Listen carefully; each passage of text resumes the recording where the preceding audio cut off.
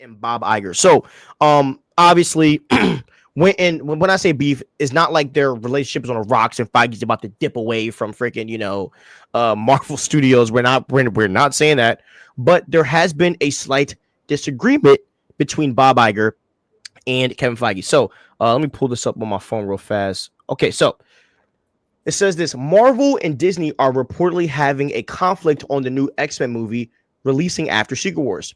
And these are minor spoilers, so we don't know if these are true or not, so whatever. So Kevin Feige wanted more of a grounded X-Men story with a plot that heavily focused on social issues and the disagreements about what it means to be a mutant.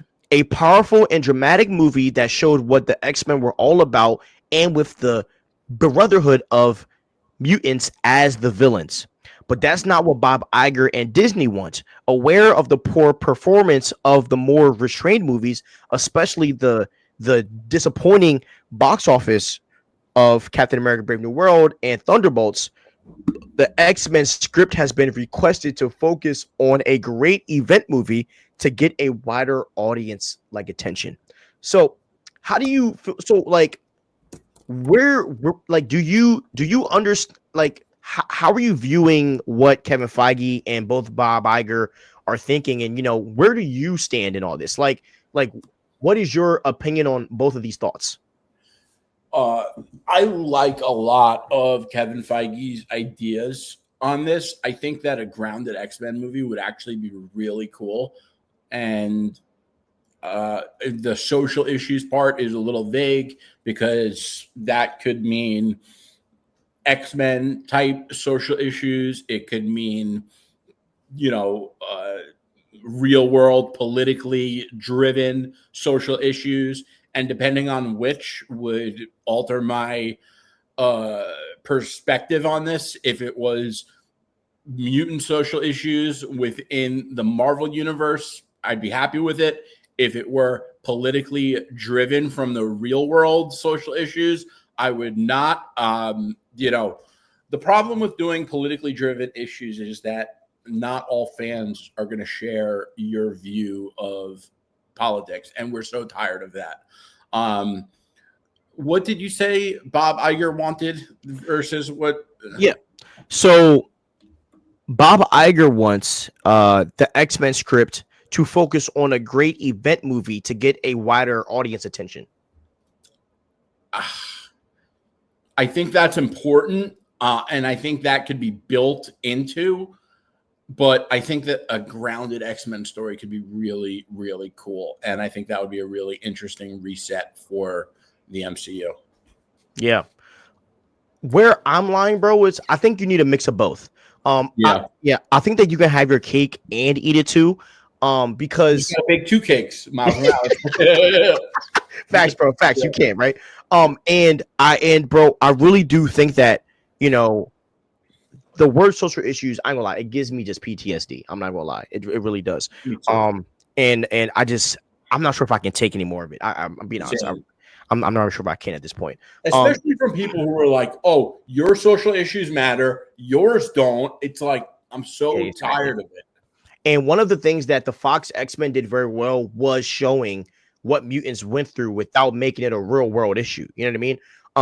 And so if that's the case, I'm all for it. But I also think you could use a really big story to kind of drive the X-Men forward and to bring in, other characters and etc.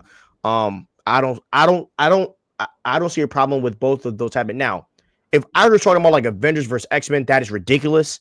And he just needs to be not in the writer's room at all. Just saying, that is a ridiculous request. But if we're talking about just you were using a event story to introduce the X-Men, I don't have a problem with that at all. And I mean, and there's just so many good stories that you can just pull from. So I'm not against it whatsoever. Yeah, I agree. And I don't really like the Avengers versus X-Men.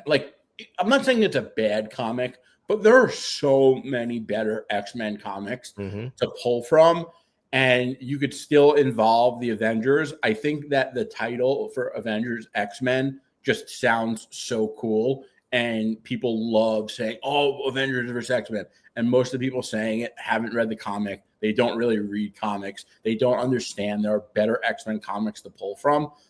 And I hate that so many people are demanding Avengers versus X-Men because I think it is so intellectually inferior. Because if you actually read comics, you would know that there are better comics to pull from, but you don't. And you just want to say Avengers versus X-Men because it makes it sound like you know what you're talking about. Yeah, and like also the concept in the Avengers versus X-Men books is so simple. It's so simple. Like it's honestly nothing special.